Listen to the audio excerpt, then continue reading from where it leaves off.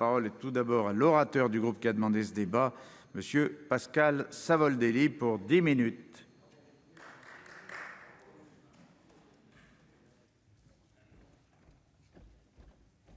Monsieur le Président.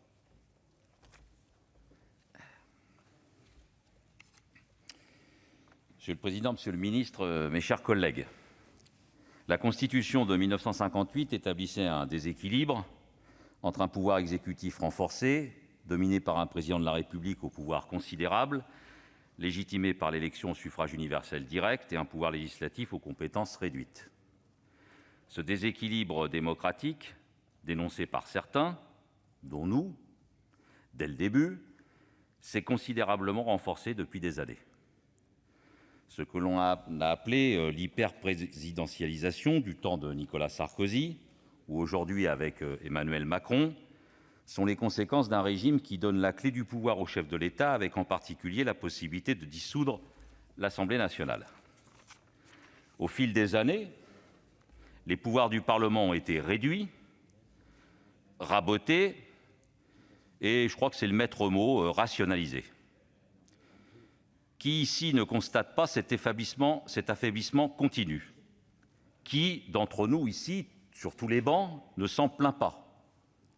Le président du Sénat lui-même s'est élevé pour combattre la révision constitutionnelle proposée en 2018 par Emmanuel Macron, qui, entre autres méfaits constitutionnels, remettait en cause la navette parlementaire elle-même. Le cœur du métier parlementaire, dit Gérard Larcher, est le travail législatif. Peut-il en être autrement lorsqu'il s'agit de l'élaboration du budget de notre pays? La loi de finances, c'est la clé de voûte de l'action de l'État. C'est le texte qui détermine la politique de la nation. Or, l'évolution du débat budgétaire au Parlement, la déchéance du pouvoir des députés et des sénateurs à influer sur le projet présenté par le gouvernement est le symbole de la relégation de nos assemblées. Depuis 20 ans, depuis l'édiction et la mise en œuvre de la LOLF, en parallèle des restrictions constitutionnelles et réglementaires du droit d'intervention en la matière, il est grand temps de constater la faiblesse de notre pouvoir d'intervention en matière budgétaire. C'est une question démocratique fondamentale.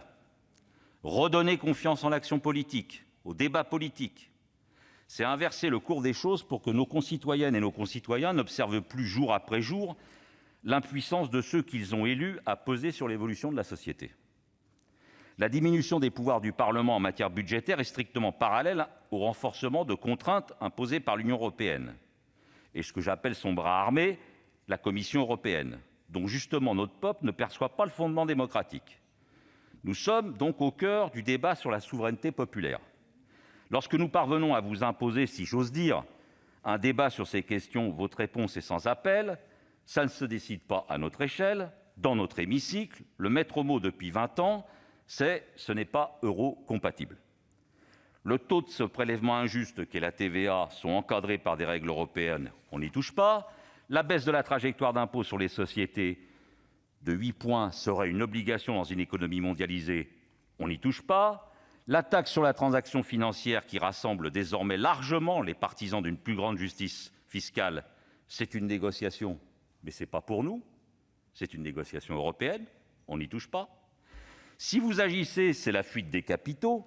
Emmanuel Macron lui-même a fixé la ligne, je le cite, « Est-ce qu'on peut massivement taper les gros contribuables ? Idée qu'on adore chez nous. On peut le faire, mais les gros s'en vont. » Ce chantage à la fuite des premiers de cordée débouche sur une impossibilité à modifier tant l'impôt sur le revenu que l'impôt sur les sociétés pour améliorer leur progressivité. Et là non plus, on n'y touche plus. Et comme le développera mon collègue Éric Bocquet, la réduction drastique du droit d'intervention sur les lois de finances, le droit d'amendement y est réduit à sa portion congrue sous la pression de l'article 40 de la Constitution, que nous proposons d'abroger ou pour le moins d'assouplir, et de la LOLF précitée. Ces outils accompagnent inexorablement la montée en puissance des autorités européennes en dehors d'un contrôle démocratique réel et permanent. Quand nous commençons à examiner la loi de finances, elle a été validée par la Commission européenne. Et puis le Haut Conseil des finances publiques et la Cour des comptes ont vérifié si elle ne sortait pas des clous de la dite programmation des finances publiques, qui établit la conformité de notre politique budgétaire aux objectifs financiers, économiques et sociaux de la Commission européenne. Oui, je l'affirme, la déferlante d'irrecevabilité, notre réduction du temps de parole en la matière, l'étroitesse de la marge de manœuvre résultent de choix fondamentaux qui, selon nous, posent un problème démocratique grave. Mes chers collègues, vous l'aurez compris, donc c'est dans une démarche critique, mais aussi constructive, que nous avons de l'ambition. Réhabiliter ses prérogatives au Parlement en matière budgétaire exige bien entendu des réformes structurelles lourdes, je dirais même extrêmement lourdes. Changer l'Europe, changer notre Constitution et changer notre règlement. Nous avons engagé un travail avec nos collègues de l'Assemblée pour livrer un contre-projet à la réforme dite de modernisation des finances publiques, qui rassemble de La République En Marche jusqu'aux Républicains à l'Assemblée nationale. Nous vous opposerons un projet d'abord focalisé sur la planification des besoins de la Nation et fondé sur la démocratisation de la procédure budgétaire. Nous refusons l'idée qu'une loi de programmation consiste seulement à sanctionner les parlementaires et les ministères dépensiers, pris dans des comptes d'apothicaires, toujours corsetés par la lancinante et persistante musique de la dette. Même si certains ici aspirent à voir inscrire une règle d'or dans la Constitution, nous mettons en avant une planification des nécessités de notre pays. Dans cette perspective, ce ne serait plus le niveau de dépense, mais son degré d'utilité sociale et sa capacité à donner aux citoyennes et aux citoyens les crédits dont ils, elles, ont besoin pour transformer l'économie, la décarboner, la réindustrialiser, la rapprocher du consommateur, la rendre résiliente et redistributive. Voilà des défis que nous permettra de relever une programmation pluriannuelle cohérente. Je vous l'ai dit, le peuple doit retrouver confiance dans les décisions politiques à caractère budgétaire et fiscal. Pour lui en donner l'opportunité, il nous faut réorganiser les règles budgétaires, condition indispensable pour générer à nouveau du consentement. Par exemple, le Conseil constitutionnel, en 2006, s'est trouvé obligé de censurer un article qui crée un plafonnement des avantages fiscaux. Pour quelle raison ? La règle fiscale ainsi votée par le Parlement n'était pas compréhensible et risque de léser les contribuables. Il nous faudra clarifier le périmètre des missions, intégrer toutes les formes de dépenses et pouvoir tracer les crédits par politique publique. Une fois accomplie cette indispensable simplification, il nous faut consulter les citoyens. Ne pas les laisser aux portes du Parlement, subir pendant 5 ans les orientations fiscales et budgétaires décidées par la majorité présidentielle. Et contrairement à la révision constitutionnelle avortée d'Emmanuel Macron, qui refusait cette possibilité, nous n'excluons pas que les contribuables puissent décider par référendum des grandes problématiques fiscales. Elles et ils pourraient être consultés au moment des lois de programmation sur une ou plusieurs thématiques par le biais d'une plateforme numérique populaire. Je verse ça au débat. Parce qu'une idée minoritaire peut devenir quand même majoritaire. Les propositions sur la fiscalité que nous portions sortent renforcées par toute forme d'expression citoyenne et nous engagent à continuer à les défendre dans l'hémicycle. Je pense notamment à l'augmentation du taux et à un élargissement de l'assiette de la taxe sur les transactions financières pour allouer cet argent à la transition écologique. Toutes celles et ceux qui sont attachés à la défense des droits du Parlement peuvent s'atteler à la tâche. Nous vous y invitons avec solennité, car c'est bien l'avenir de la démocratie qui est en jeu. En conclusion, revenons à la lettre de l'article 14 de la Déclaration des droits de l'homme et du citoyen, dévoyée successivement par la Constitution de la Ve République, puis par la LOLF qui a scellé notre impuissance collective. Nous ne nous y résignons pas.